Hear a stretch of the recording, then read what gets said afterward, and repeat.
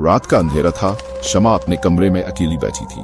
कमरे में सन्नाटा था और हवा के हल्के झोंके से पर्दे हिल रहे थे। तभी उसकी नजरें एक पुराने धुंधले आईने पर पड़ी। वह आईना हमेशा से कमरे में था, लेकिन आज कुछ अजीब सा महसूस हो रहा था। शमा उठकर आईने के पास गई और उसमें अपना चेहरा देखा।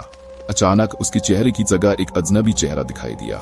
वह डर के मारे कांप उठी और पीछे हटते हुए आईने को और गौर से देखा। उस चेहरे पर एक रहस्यमयी मुस्कान थी जो धीरे धीरे फैल रही थी। तभी वह चेहरा धीरे धीरे शमा की तरफ झुकने लगा। आईने में उसका चेहरा अब न था, बल्कि वही अजनबी चेहरा सजीव हो गया था। शमा की धड़कन तेज हो गई और उसने एक डरावनी आवाज सुनी, तुम मेरे स्थान पर हो, अब मैं तुम्हारे स्थान पर आऊंगा। शमा की सांसें रुक गईं। वह घबराकर आईने को घुमा देती है, लेकिन आईने में उसकी परछाई अब भी खड़ी थी।